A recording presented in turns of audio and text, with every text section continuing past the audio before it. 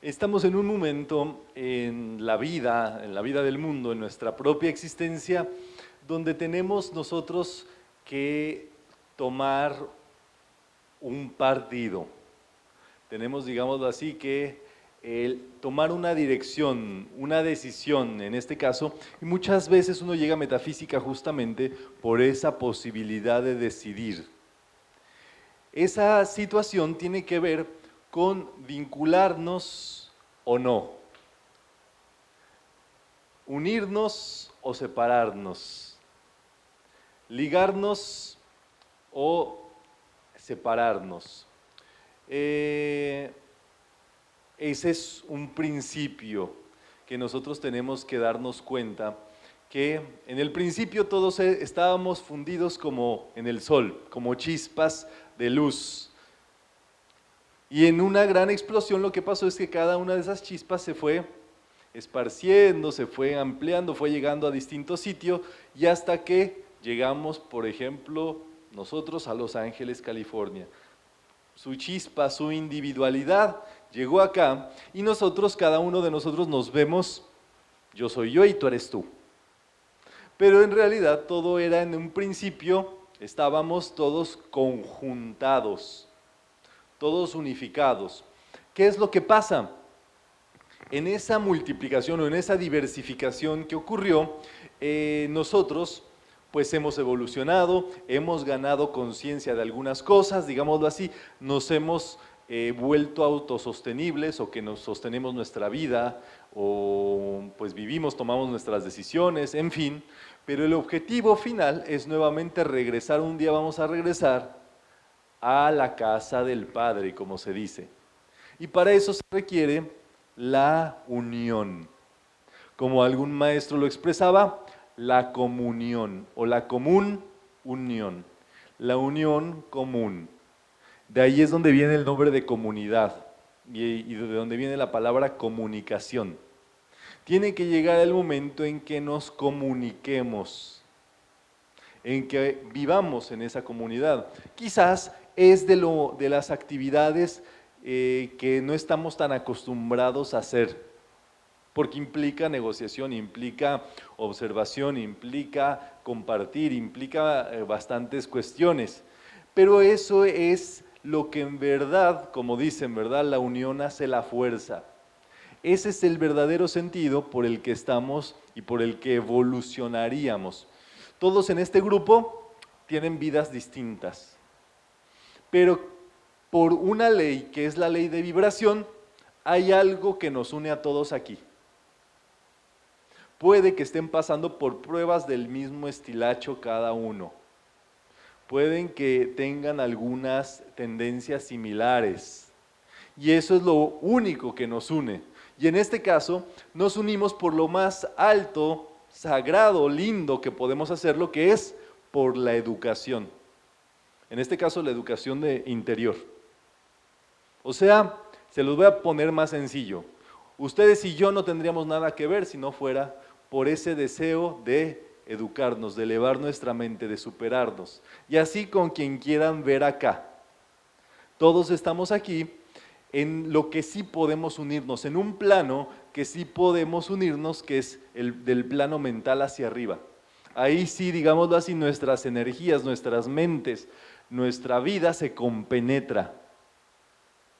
Y es uno de los objetivos de estos estudios, que podamos vivir en comunidad.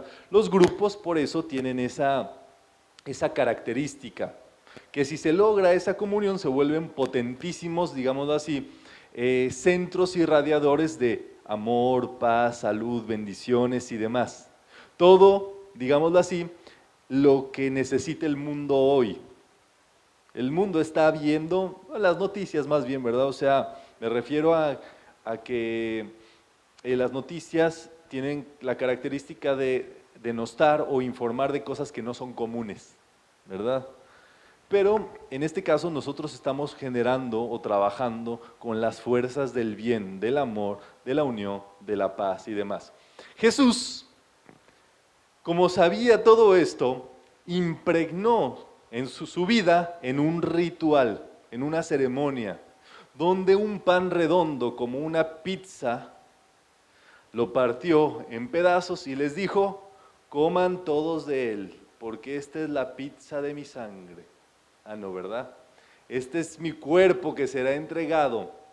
Él estaba hablando desde el aspecto de su ser. Y es, digámoslo así, recuerden que Jesús es hijo del sol. Él se iba al desierto 40 días y 40 noches y demás porque iba a estar con su papá con el sol. Él vivió en el sol, Jesús.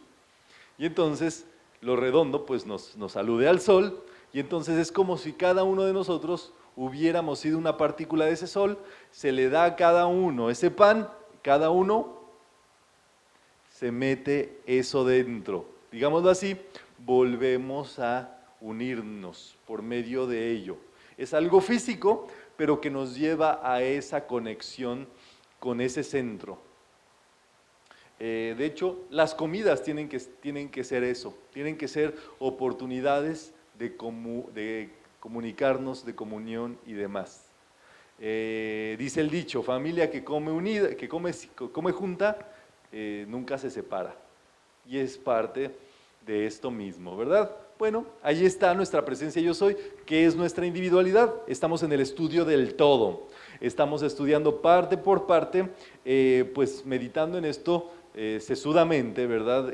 Generando conciencia al respecto, para ver estos 5 aspectos o 5 puntos donde se puede sintetizar y podemos observar el todo. El número 1 es el ser absoluto. Número 2, 3, 4 y el quinto. Muy bien, la naturaleza nos invita a conocerla. Uno puede conocer a Dios a través de la naturaleza que es tan vasta, tan grande y demás. Y bueno, ya saben que estamos en la gran oportunidad de desarrollar cualidades en nuestra vida. Si pusieron atención a las actividades previas, ¿quién me dice qué es una cualidad? ¿O cuál es la importancia de estas cualidades? Por ejemplo, pues sí, por ejemplo, de la adaptabilidad. ¿Por qué son importantes las cualidades? ¿Por qué se les ocurre?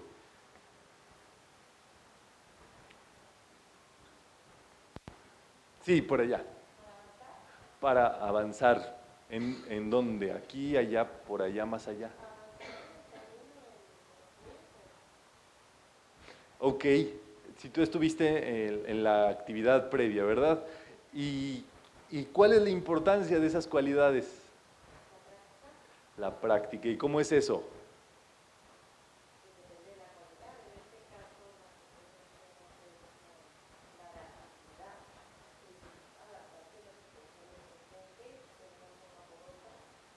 Adaptarte, ¿verdad? Meditábamos antes de iniciar la actividad que la queja o el reclamo es la falta del reconocimiento de la presencia de Dios. Cuando nos quejamos de algo, estamos renuentes ante la vida y en lugar de quejarnos habría pues que agradecer, bendecir el bien en esa situación, meditar, observar, respirar, qué sé yo, para este sentido. A veces, como se los he dicho, ¿verdad? Queremos que las cosas se adapten a nosotros. Queremos que las ideas, los cursos, las charlas, qué sé yo, se adapten a nosotros cuando en realidad pues nosotros somos los que debemos de buscar esa posibilidad. Entonces, bueno, ahí lo tienen. Hoy vamos a realizar esta actividad de la religión de la vida. Y aquí es un punto importantísimo, vital. Debemos de tener religión, es una de las cualidades a desarrollar.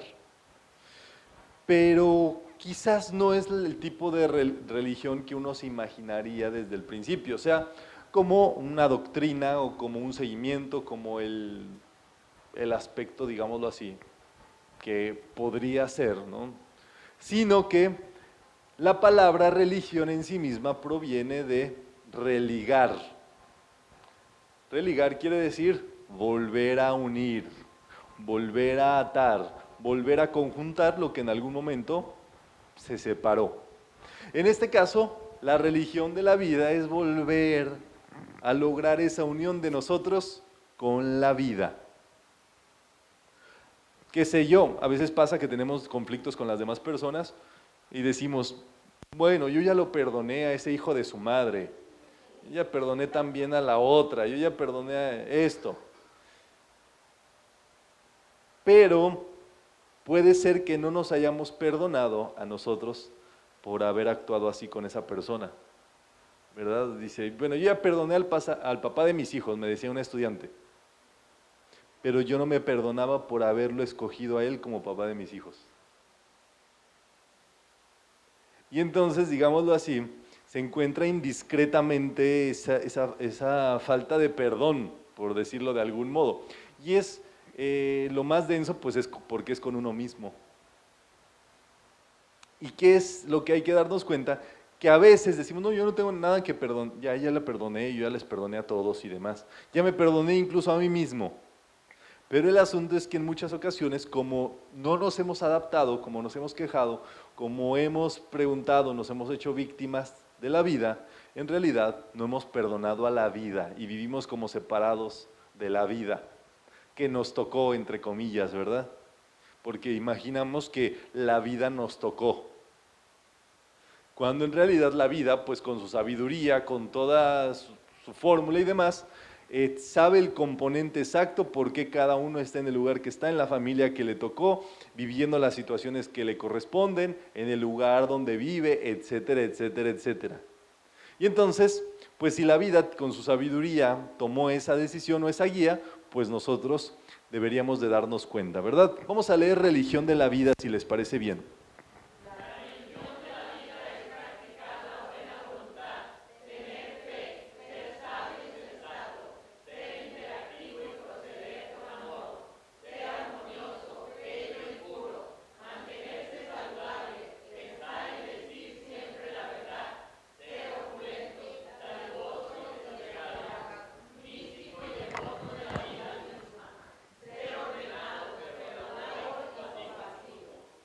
Muy bien, entonces, ¿en qué hay que creer para seguir la religión de la vida?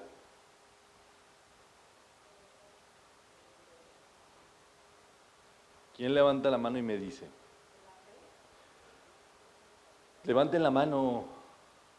Sí. No. ¿En dónde dice que hay que creer en algo?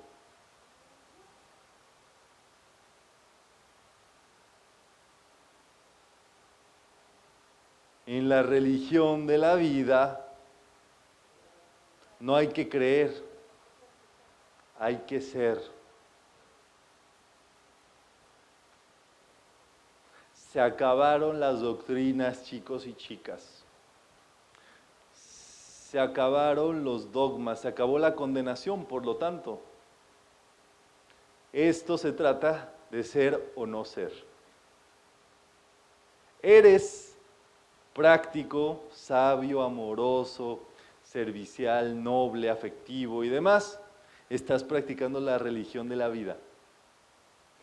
No importa en lo que creas, pues, en este sentido. Por supuesto, todo es mente, sabemos y demás, pero lo que importa es cómo tú realizas esa religión. Religión, entonces, es unión. Hay religiones o religiosos, o que se dicen religiosos, que critican a otras religiones. Y en el momento en que una persona de ese tipo empieza a criticar una religión, deja de ser religioso, porque religión quiere decir unión.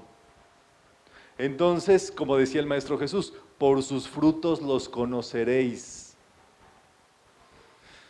Hasta hace poco entendí yo la enseñanza de los mercaderes en el templo. Sí se sabe la historia, ¿no? Un día Jesús llegó con un látigo a las afueras del templo y empezó a latiguear a todos. Y les dijo que ese no era el lugar, ¿verdad? Y el asunto es para desmenuzarlo también. ¿Quiénes pueden ser los mercaderes del templo? ¿De qué se trata ese asunto? ¿Qué corresponde a esa idea?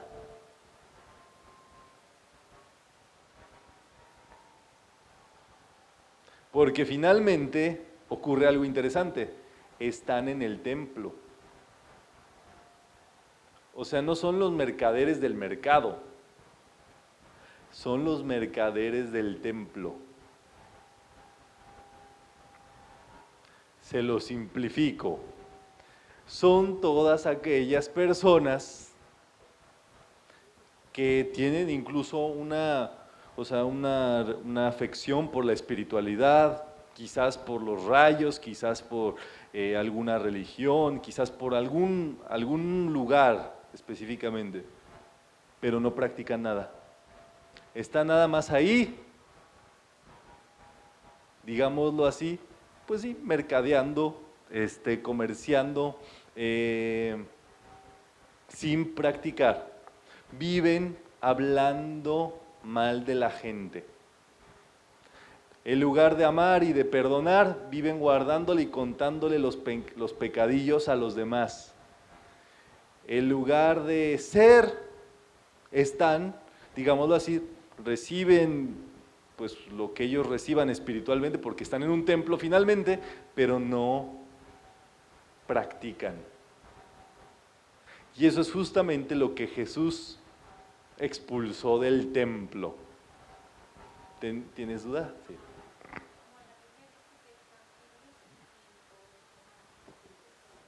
Exactamente, tibios y sin crecer. Exactamente, yo se los puse con este sentido, ¿verdad? De que tiene que ser una decisión, tiene que ser una determinación de movilizar los rayos. Y se los voy a decir facilito, no importa si hoy dijiste, ¿cómo puedo ser más amable? Y a la vieja esa del grupo que te cae mal, vas y le haces, y ya te regresas a tu lugar. Pero lo hiciste. Esa sería una gran diferencia a quedarte así, con los brazos cruzados, no siendo, no religándote, no uniéndote. Eso es para que lo meditemos. Pero si tú logras eso un día, tienes ese pasito echado para adelante. Tienes esa, digámoslo así, ese rayo, esa unión con la vida, te estás revinculando. Jesús también decía, si llevas tu ofrenda al altar y te das cuenta que tienes algo contra tu hermano, deja tu ofrenda y ve, haz las paces y demás. Va de la mano, ¿verdad? Dice, cuando se ataca o se critica las religiones y doctrinas, se está en guerra religiosa y así no se puede hablar ni practicar ninguna religión. O hay guerra o hay religión. No pueden estar las dos al mismo tiempo. Cuando un religioso está en guerra, en ese momento deja de ser religioso, porque la religión es la actitud de unión que se tiene con los demás. Dice Rubén Cedeño entonces, cada religión abarca un estado de conciencia. No sé si de pronto les ha brincado algunas prácticas que tienen en algunas religiones o sectas. Dice, ¿cómo puede ser que la gente entregue sus propiedades al pastor ese? Y entonces, ¿qué? ¿O qué onda? ¿O aquí? ¿O allá? ¿Y ahí qué pasa? Y ese tipo de situaciones. ¿Qué dice Rubén Cedeño? Léanlo para que se acuerden. ¿Esto qué podría decirnos? Que una persona con una conciencia, digámoslo así, más primitiva, necesita prácticas más primitivas.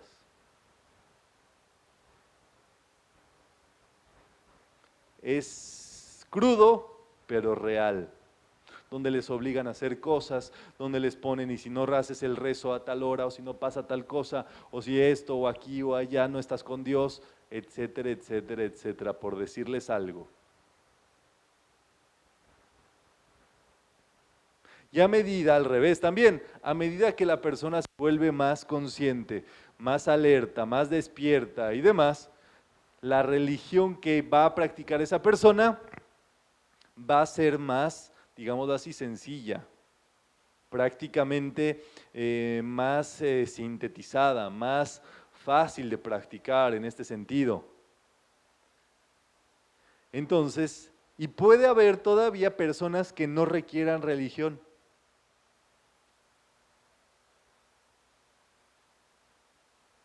y esas personas son las que observan. Y bueno, ahí está. Vamos a abordar entonces la absolutidad. Ustedes ya lo han conocido un poco, ¿verdad? Al respecto. La absolutidad quiere decir que el universo es creación, sostenimiento y absorción. Como Dios es absolutidad, está el principio, al medio y al final de todas las cosas y en su negación también. Veíamos esta pirámide, ¿verdad? Donde está toda la muestra de las posibilidades para estudiar a Dios. Que cada uno de nosotros, pues en este mundo existen. Hasta arriba, pues se encuentra la parte del absoluto o la absolutidad. En el medio se encuentra el Buddhi, el Padre Eterno, y más abajo los maestros, el Gurú y el Tantra. Y afuera de esa pirámide, yo les he platicado que está el Tao. El Tao Te Ching, escrito por Lao Tse. Comienza el capítulo 1 del Tao Te Ching diciendo, pongan atención, el Tao puede ser expresado, el Tao que puede ser expresado no es el verdadero Tao. El nombre que se le puede dar no es su verdadero nombre. Sin nombre es el principio del universo y con nombre es la madre de todas las cosas. Desde el no ser comprendemos su esencia y desde el ser solo vemos su apariencia. Ambas cosas, ser y no ser, tienen el mismo origen, aunque distinto nombre. Su identidad es el misterio, y en este misterio se halla la puerta de toda maravilla. Comienza el capítulo 1 para que tengan una idea. Dice el capítulo 64, para que se den una idea. ¿Sí quieren escuchar o no? Todos quieren escuchar, ok, está bien. Lo que está en reposo es fácil de retener. Lo que no ha sucedido es fácil de resolver. Lo que es frágil es fácil de romper. Lo que es menudo es fácil de dispersar. Prevenir antes de que suceda y ordenar antes de la confusión. El árbol que casi no puede rodearse con los brazos brotó de un germen minúsculo. La torre de 9 pisos comenzó por un montón de tierra. La vieja de Li, empezó con un paso. Quien actúa fracasa, quien tiene pierde. Por esto el sabio nada hace y no fracasa. Nada posee y nada pierde. El hombre suele malograr la obra cuando va a concluirla. Cuidando del final como del principio, ninguna obra se perdería. Por esto, el sabio aspira a no desear nada y a despreciar lo valioso. Aprende a no aprender, regresa por el camino que los demás ya han recorrido y así, sin atreverse a obrar, favorece la evolución natural de todos los seres.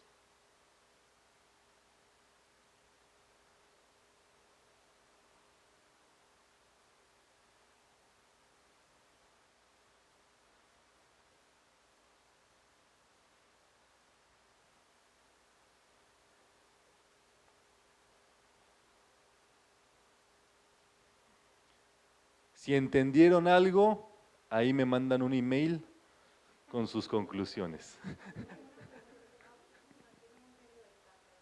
Ok, el Tantra, todos estos son franjas de estados de conciencia para percibir a Dios. Ok, y entonces en la parte más alta está la absolutidad, el vacío, la inmanifestación y la manifestación al mismo tiempo, es lo que estaba antes de todo. Luego viene el Buddhi, que es la claridad, la iluminación al observar las cosas.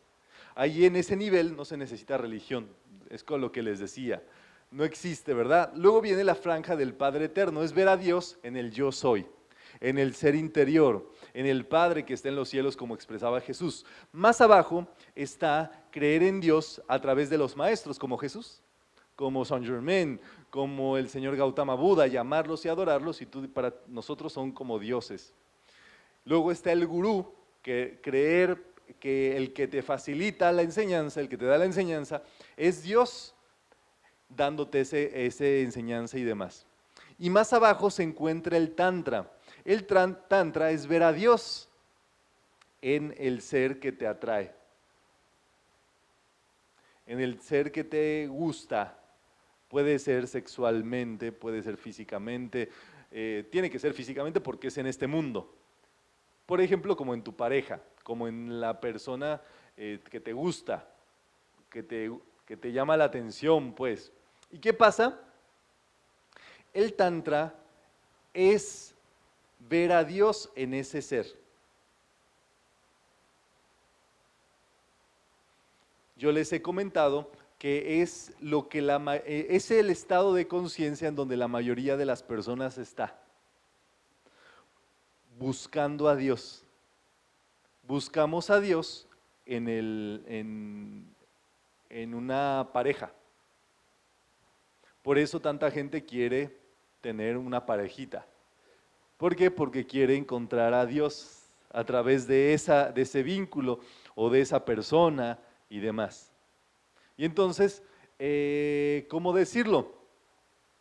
Si una persona vive en ese tantra, a lo mejor todavía no tiene un gurú, a lo mejor todavía no conoce a los maestros, no tiene ni idea, el yo soy menos y lo superior menos. ¿Me entiendes? Pero ya, con que esa persona vea en su pareja a Dios, se compenetre con Dios por medio de eso, por el servicio que le puede prestar, la ayuda que le puede rendir, el asunto, esa persona ya está comulgando, ya está religándose a la vida. Hemos visto casos, que usualmente son así, bueno, no sé si pasa siempre, pero damos la clase de los rezagados. Y entonces, cuando damos la descripción de un rezagado, todos dicen, es mi pareja. Todos dicen, tengo un rezagado en la familia. Y puede ser cierto o no puede ser cierto. Mija, no estés tomando agua porque estás distrayéndote y distraes a los demás. Pero el asunto es que quizás ese ser, sea rezagado o no sea rezagado, porque bueno, aquí nadie sabemos quién es rezagado y quién no, para empezar. Esa persona quizás sea el único modo en el que puede ver a Dios a través de la pareja que tiene. Porque piénsenlo ustedes, o sea, pensemos un segundo en nuestras vidas, ¿verdad? ¿Cómo hacemos contacto con Dios, por supuesto? ¿Cómo nos religamos con la vida? En muchas ocasiones, a través de eso. ¿Y qué es lo que dicen en los bodorrios? Los curas, los padres, que lo que Dios ha unido, el hombre no lo separe. ¿Y a qué se refiere una boda, una unión y demás con otra persona? En realidad a esa comunión. En realidad la boda, de donde procede, o el símbolo de una boda es la unión de la personalidad o del ser inferior con el yo soy. La novia sería la personalidad y el yo superior sería el novio. Entonces cuando se habla de que hasta que la muerte los separe y cosas de ese tipo, en realidad la promesa original era la unión del alma con el yo soy. Entonces, por supuesto, por eso nos gustan tanto los bodorrios. Lo mejor es la fiesta, cuando avientas al novio así por los cielos. A mí invítenme a los bodorrios, es más, voy a hacer bodorrios sin que nadie se tenga que sacrificar, ¿verdad? Ya estamos pensando en el formato porque nos gusta aventar así a las personas por los aires. Sí les ha tocado, ¿no? Es lo más divertido. Y la víbora de la mar y todo eso, ¿verdad? Yo nada más haría bodorrios por eso. Y entonces, ¿qué pasa? Esa es una fase que hay que vivir. Cuando ya se tiene esa fase desarrollada, uno puede acceder a tener un gurú. Y ese gurú, las personas que lo tienen lo aman mucho. lo quieren pues como si fuera parte de su familia, de su vida y demás. Y usualmente yo les he platicado que los orientales tienen las caritas de sus gurús en sus negocios. Entonces tú entras y hay un oriental así, en una fotito. Y dices, ay, ¿quién es ese? Es mi gurú. Y entonces, pues lo quieren y demás porque entienden que es quien les hace realizar a Dios.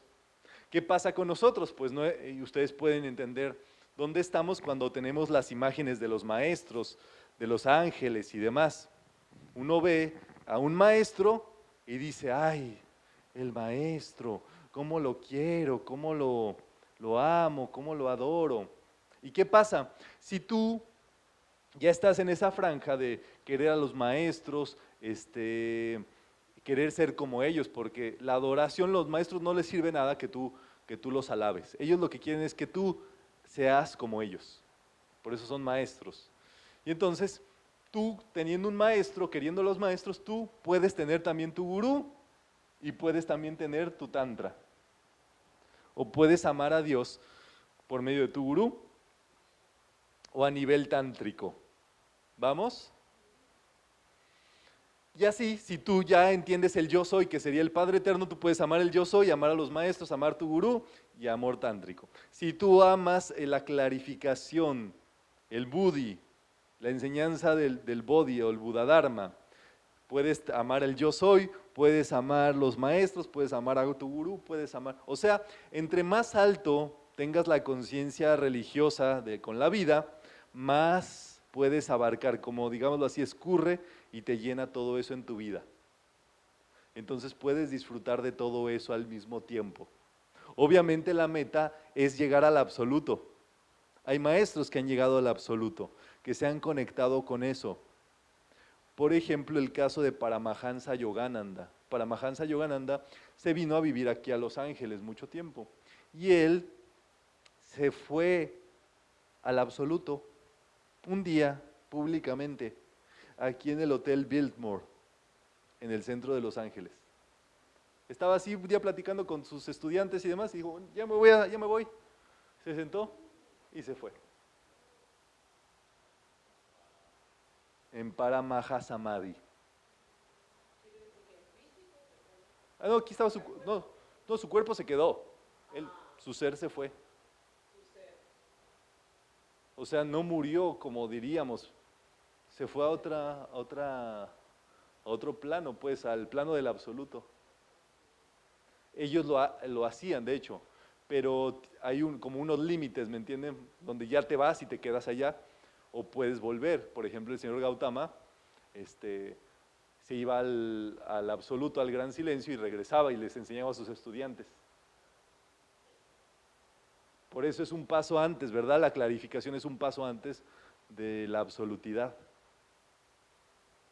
Entonces, ya van viendo que en los estudios metafísicos, o sea, hay niveles, sin que eso se tenga que expresar físicamente. Ustedes pueden ver a una persona y no necesariamente como la vean quiere decir que está ni arriba, ni abajo, ni en medio. Eso no se sabe porque es interno, exactamente. ¿Qué es lo que pasa? Pues los grupos existen para facilitar la realización de Dios, pero facilitan el contacto, ¿verdad? Pero dice Rubén, algo temporal no puede ofrecer lo intemporal ni lo eterno. A veces pasa, nos llaman por teléfono, bueno, oiga, ¿qué puedo aprender en metafísica? Pues lo que usted quiera. Oiga, pero dígame, ¿qué beneficios tiene estudiar metafísica? Ninguno. Pero dígame, ¿qué prometen en metafísica? Nada, al contrario. No va a avanzar si usted no quiere avanzar.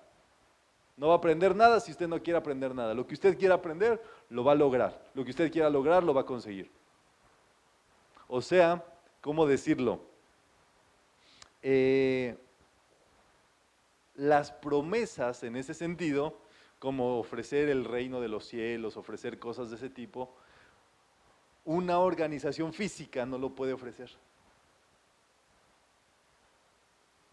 Y dice, con las ambiciones espirituales se pierde el objetivo de fundirse con la totalidad. Ya no está, o sea, no está de más platicarles que, bueno, el ser humano es el que organiza los grupos y todo pasa por el matiz del ser humano. Pero el punto clave es que si nos damos cuenta de eso, podemos sobrepasarlo y eso no nos va a obstaculizar nuestro contacto con Dios. Han habido facilitadores que yo he conocido que le dicen a los estudiantes, ¿cómo decirlo? Así como, ni creas que la vida es fácil, ni creas que esto, ni creas que el otro. En lugar de ser facilitadores son obstaculizadores. Y yo digo, bueno, yo no tomaría charlas con ellos, pues, pero hay gente que las puede estar tomando. Ya lo saben ustedes, es todo de acuerdo al nivel de conciencia.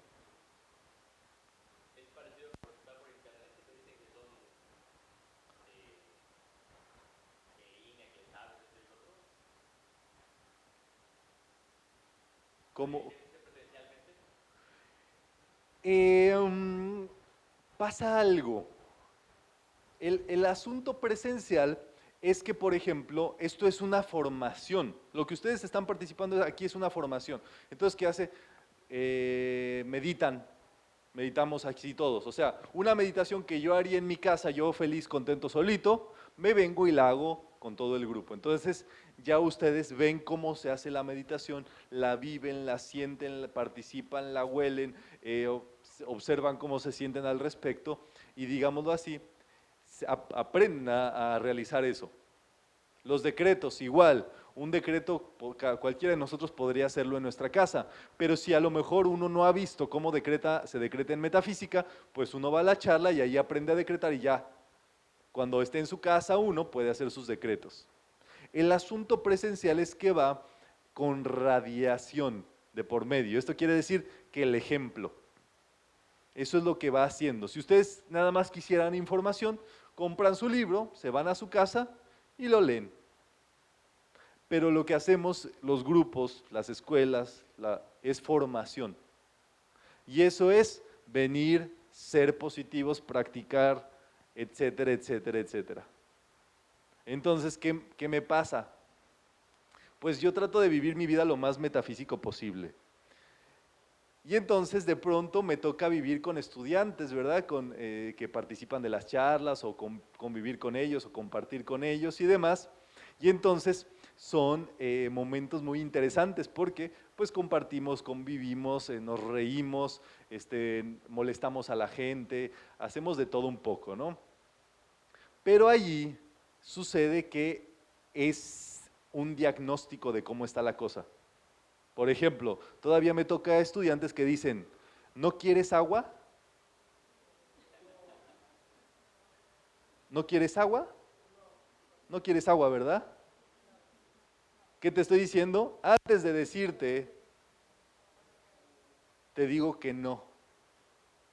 Entonces, por ahí aflora el subconsciente negativo. La imposibilidad antes que la posibilidad. Y entonces me toca corregir. ¿Verdad? Aunque estemos conviviendo felices de la vida, no, piensa positivo, dile que sí, dile que si quiere agua, no le digas que no.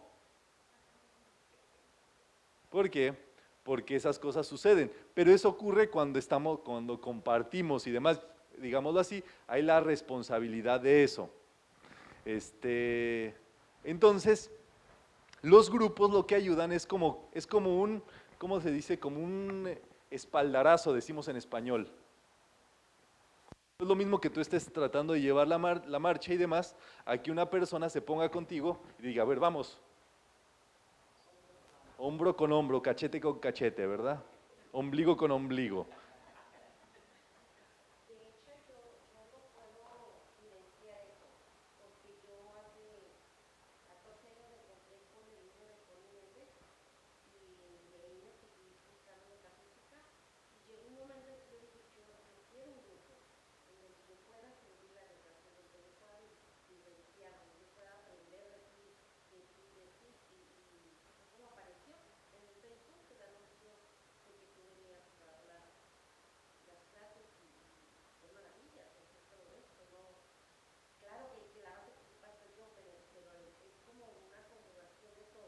Sí, exactamente. Y recuerden que estos formatos son originales de Connie Méndez. O sea, Connie Méndez reunía a sus estudiantes así, les platicaba la charla así como lo hacemos, hacían sus decretos así como lo hacemos, meditaban así como lo hacemos.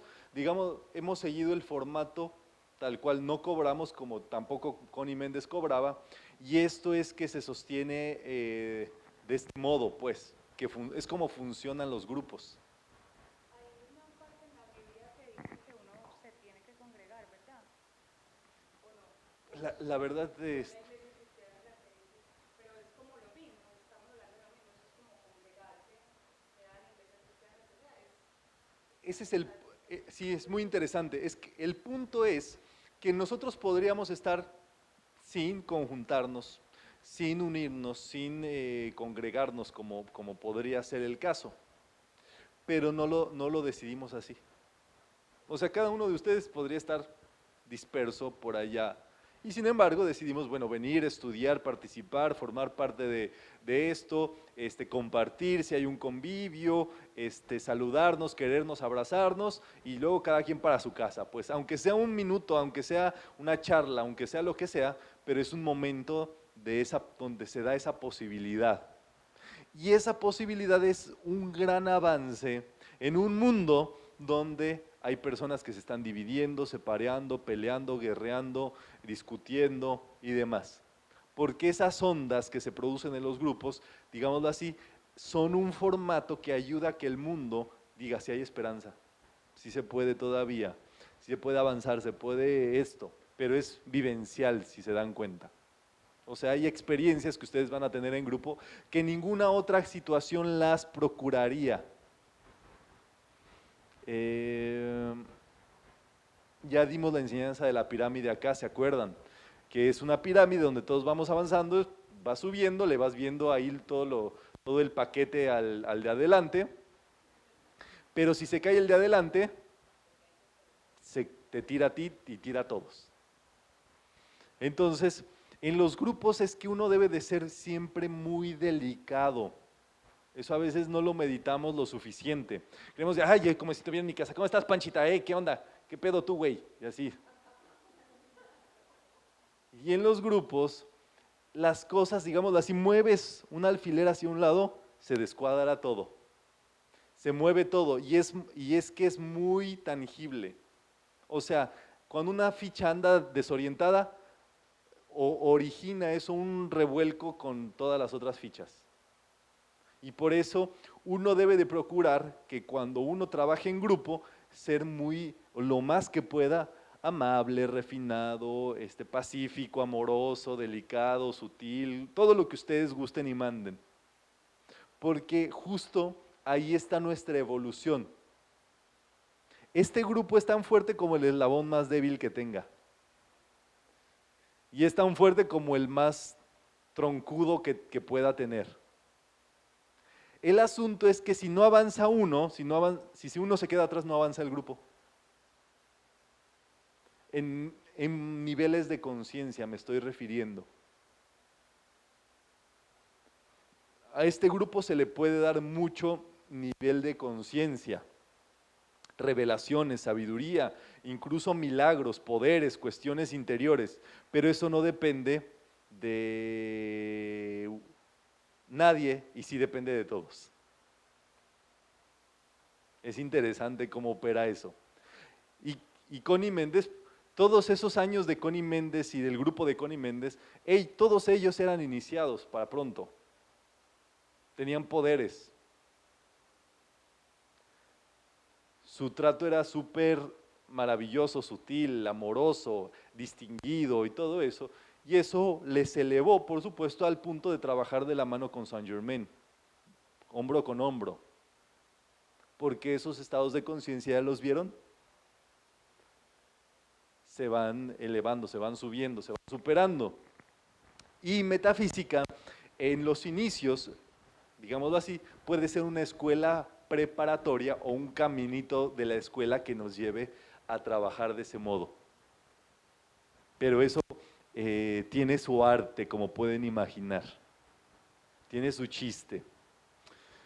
Entonces, aquí en el libro dice Rubén que querer llegar a ser algo es vivir en el pasado. O sea, ponle tú, si queremos llegar a ser algo y actuamos y queremos hacer y movernos y esto y el otro, vivimos con un sueño en el pasado. Yo quiero ser tal, entonces te esfuerzas 5 años, pero a los 2 años y medio no te das cuenta que tú lo que quieres es seguir siendo alguien que querías ser en el pasado. Y entonces, en ese momento es tu presente, tus ideas cambian, tu mente se transforma. Entonces, es interesante, ¿verdad?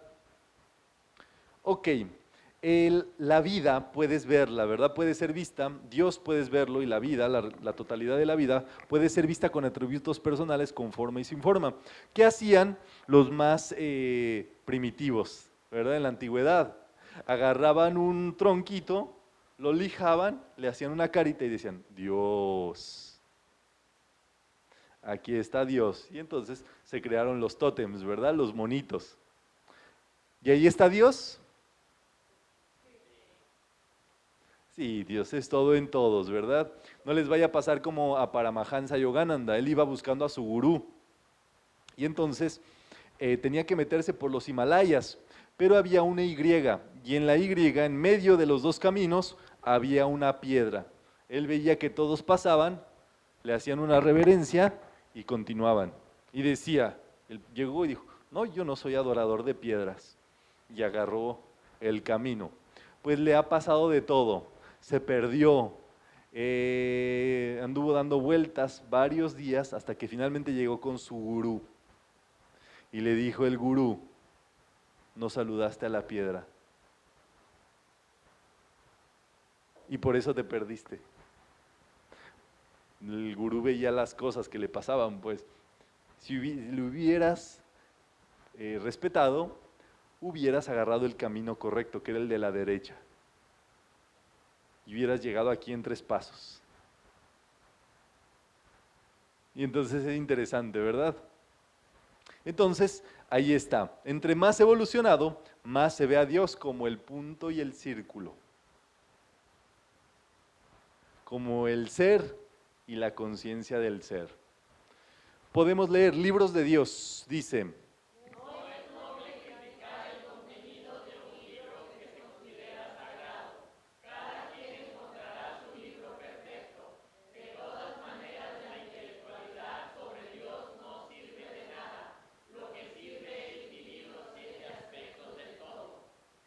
Muy bien.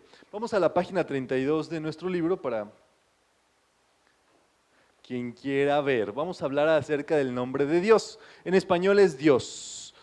En, en francés, Dieu. En latín, Deus. En inglés, God. En italiano, Dio. En alemán, Gott. Y bueno, en árabe, Allah. ¿Quién me quiere ayudar a leer? Página 32, nombre de Dios.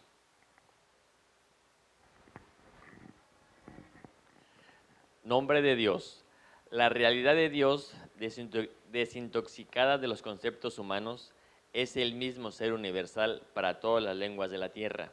Se le dice a Dios en castellano, God, en inglés, Dio, en francés, God, en alemán, Dio, en italiano, Allah, Allah en árabe, o Deus, en portugués, y millares de nombres más en infinidad de idiomas. Visto desde una concepción muy absoluta, el Dios al cual invocan los cristianos, judíos, hinduistas, jainistas, sikhs e islámicos es el mismo Dios. La misma inteligencia, la mente suprema, no importa el nombre que se le dé. No todos los nombres atribuidos a Dios, como pueden ser la totalidad de la vida una, el ser universal, se refieren al mismo Dios, según la concepción de cada persona, cada religión le ha dado al concepto de la palabra Dios, el concepto que abarca el estado de conciencia que sus seguidores pueden comprender. Un primitivo, cuya conciencia no pasa de lo rudimentario, puede que conceptúe y adore a Dios en un dije, con forma de un tronco de madera, que es el origen del totemismo y la idolatría. De hecho, así lo hacen los que creen en Lord Haganant, mientras que para un ser evolucionado, Dios puede ser abordado con una conciencia tan amplia que no se podría definir. A esto se refirió el Maestro Jesús cuando habló de adorar a Dios en espíritu y verdad. En realidad, nada es santo ni no santo. Eso es una calificación humana, pero todo forma parte de la totalidad de la vida. Entonces, ese es el asunto, ¿verdad? Todo forma parte de la totalidad de la vida, para darnos cuenta. Quien ha tenido posibilidad de conocer a Dios, uno de ellos fue Moisés. Moisés ha sido digámoslo así, recibió contacto con Dios y pudo hablar con él y hasta le preguntó su nombre. Y cuando se lo preguntó, Dios le contestó, yo soy el que yo soy. Que por supuesto tiene mucha lectura, tiene un asunto muy grande. No importa el idioma que nosotros hablemos, el nombre de Dios acude a nosotros para relevarnos, ¿verdad? Para darnos su poder, su fuerza y demás. Y podemos empezar a utilizar estos términos si nos queremos referir a Dios también. Y podemos decir la totalidad de la vida una, el ser universal, la vida universal. Y justamente nos estaremos refiriendo al todo. Sería interesante que lo empiecen a aplicar porque eso les puede a ustedes abrir y romper estructuras mentales que puedan tener al respecto de Dios. Y eso es muy sano. Ante situaciones desagradables, este decreto funciona para restablecer, neutralizar toda la sustancia que ha sido contaminada con pensamientos negativos, discordia, problemas y demás, calificando nuevamente o recalificando la sustancia pura de Dios en esa energía. Y podemos decir, Dios es la única presencia, la única sustancia y el único poder. Gracias, Padre. Dios es la única presencia, la única sustancia y el único poder. O sea, es lo único que está actuando, es lo único que se está manifestando en nuestra vida. Muy bien, el libro sagrado de los Vedas es los Upanishads. Y este se encuentra, ya les digo en qué página.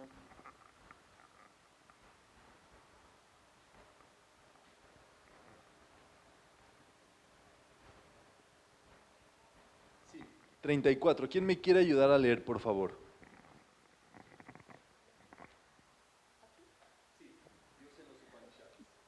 Dios en los Upanishads. El Sanatana Dharma o la enseñanza eterna revela el nombre de Dios como el Yo Soy. En los Upanishads, que forman parte de los libros sagrados llamados Vedas, muy populares en todo el mundo, pero principalmente en la India, al referirse a Dios en la historia de la creación, dice: en el principio estaba Él, el Yo solo, en forma de una personificación. Mirando a su alrededor, nada vio sino a sí mismo. Él dijo primero, esto yo soy. Por eso Él fue, yo soy de nombre. Por eso, si una persona es preguntada, lo primero que responde es, esto, yo soy. En este relato se expone muy claramente que tanto el verdadero ser de Dios como el ser humano es el yo soy. Dios es, tú eres y yo soy, porque existimos. Todo lo que existe es y puede decir yo soy. Algo que no existe no es y no puede decir yo soy. Por eso la primera y máxima expresión de existir es ser, y la primera persona del verbo ser es yo soy. Entonces, ¿tu mascotita puede decir yo soy? Entonces, ¿qué pasó ahí? No hay ese reconocimiento, ¿verdad? Entonces, es para meditarlo, ¿verdad? Para que no se me vayan a espantar. Muy bien, aquí viene la magia grande de todo este asunto. Tú eres conciencia. Tú tienes tu ser y la conciencia que tú tienes es lo que te abarca, es el mundo en el sistema donde vives, es lo que está ocurriendo a tu alrededor. El asunto es que todo aquello que te das cuenta es Dios. Todo aquello de lo que te das cuenta que existe es Dios. Y todavía más si tú reconoces esa presencia abarcándolo todo. ¿Vamos bien hasta aquí? Ok.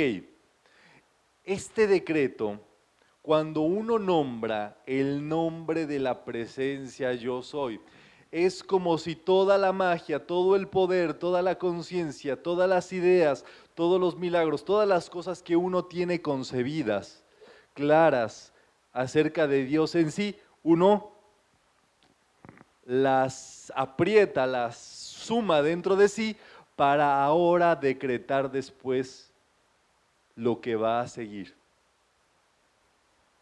Digámoslo así, el universo o tu mundo, todo tu estado de conciencia donde pueda llegar, si es al absoluto, imagínate, si es al Padre Eterno, imagínate, si es al Maestro, al Gurú, a los poderes que tengas, todo eso se va sumando, se va compenetrando, se va acercando a ti y entonces a partir de eso tú puedes decretar lo que tú quieras. Es el poder del decreto que tenemos. Entonces, es algo muy poderoso y muy sagrado. Para algunas religiones, el nombre de Dios o utilizarlo está prohibido, porque justamente se sabe todo aquello de lo que estamos platicando. El asunto es que cada quien, como tiene un estado de conciencia de Dios distinto, a cada quien esto le abarca distintamente. Entonces podemos decretar, dice, antes de cada acción en la que se desea activar la conciencia del yo soy, podemos decir, en el nombre de la presencia yo soy. Podemos decir, yo soy inteligencia, yo soy amor, yo soy salud. Gracias, Padre. Si requieres dinero, en el nombre de la presencia yo soy, yo decreto dinero viniendo a mis manos. En el nombre de la presencia yo soy salud. Yo soy la salud en este ser, yo soy la salud y la curación en mí. Lo que tú decretes reconociendo ese poder, por supuesto, se vuelve una fibra muy importante, se vuelve muy poderoso. Eso cambia las cosas. Es pues sí, cambia las circunstancias, es un game changer completamente de tu vida. Es un solucionador de cualquier situación discordante, porque tú estás haciendo eso. Les he contado quizás el caso, se los cuento rápido. Llegué a un aeropuerto fuera de mi país, llegué con 2 horas de antelación, llegué muy feliz en un shuttle que me llevaba.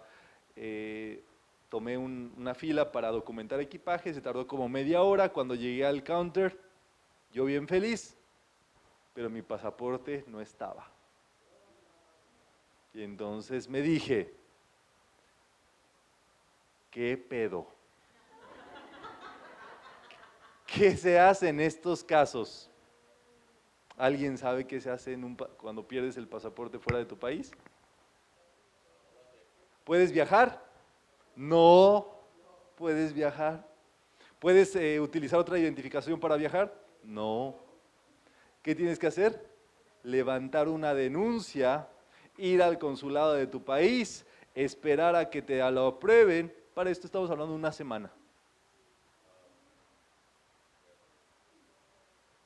Y entonces pregunté a la señorita, ¿puedo utilizar otra identificación? No. ¿Qué debo de hacer? Encuéntrelo. Y para esto faltaban 20 minutos para cerrar la documentación del vuelo.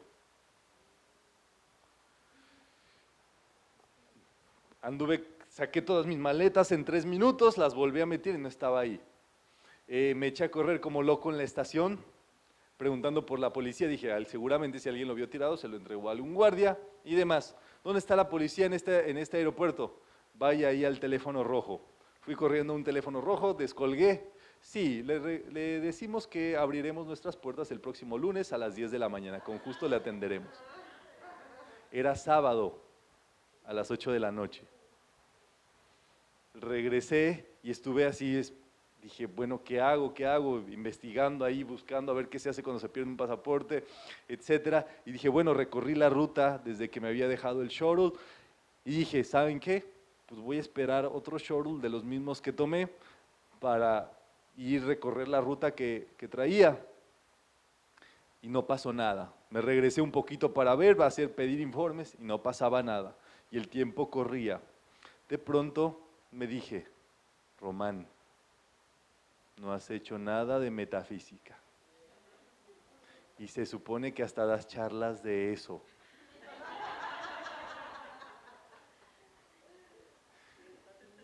Y entonces me puse a trabajar la llave de oro. Empecé Dios, Dios, Dios, Dios, Dios, Dios. Dios es solución, Dios es encuentro, Dios es mi pasaporte, Dios me lo está entregando. Dios, Dios, Dios, Dios, Dios, Dios, Dios. Dios es amor, Dios es paz y todo lo que me venía en mente. Dios, Dios, Dios, Dios, Dios. Total, me fui. Yo estaba bien feliz haciendo la llave de oro, de pronto Dios, Dios, Dios, Dios, Dios, Dios, Dios, Dios, Dios. No sé cuánto tiempo pasó ahí, pero cuando abrí los ojos venía un bus. Me abrió la puerta y antes de que yo dijera algo, empezaba a balbucear y me dijo, ¿perdiste tu pasaporte? Dije, sí. ¿Eres mexicano? Sí, súbete. Y yo agarré mis cosas, me subí, me senté en el camioncito y no pregunté nada más. Dije, no, ¿para qué le pregunto, verdad? Me llevó en el bus y le dije, ¿sabe qué? El counter lo cierran a las 9:05. Para eso faltaban como 10 minutos para eso. Dice, bueno, voy a hacer una llamada, yo te voy a ir a llevar por tu pasaporte y yo te regreso. Entonces comunicó con su radiecito, iba allí para esto así en el como 10 minutos. En lo que llegamos, dice, ve con el hombre del escritorio, él te lo va a dar. Salí corriendo, llegué con el escritorio, le iba a decir que quién era y qué, nada más me lo entregó así, no me dejó hablar. Tomé mi pasaporte, me eché a correr, me volví a subir al bus, me volví a trasladar el señor. Llegué 9:03. Me bajé, le di una propina al hombre que me había llevado, no le pregunté ni quién era, ni qué hacía, ni por qué me había encontrado, ni cómo lo había hecho. Fui con la señorita del counter, bueno, ni revisé si era mi pasaporte, a mí me dieron un pasaporte. Llegué con la señorita, me dijo, ¿lo encontraste? Y dije, sí. Me dijo, ¡yay! Y ya, me documentó.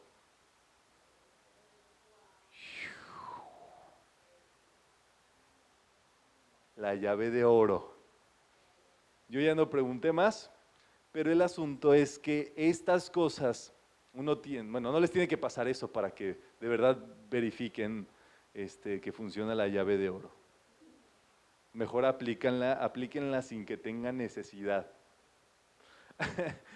Entonces, bueno, ahí está prácticamente todo esto, recuerden, entonces Dios funciona de acuerdo al estado de conciencia que nosotros tengamos de Él. Por eso lo mejor que podemos hacer es incrementar nuestro estado de conciencia, nuestra conciencia, ampliarlo, aprender más, estudiar más, comprender más, llegar más alto, más arriba, explorar más. Y para eso requerimos vincularnos, para eso requerimos la religión de la vida. Si no nos unimos con la vida, ¿cómo vamos a empezar a conocerla en su totalidad? Entonces, todo eso y más pueden encontrarlo en su libro Todo de Rubén Cedeño, ¿verdad? Prácticamente. ¿Dudas si las hay?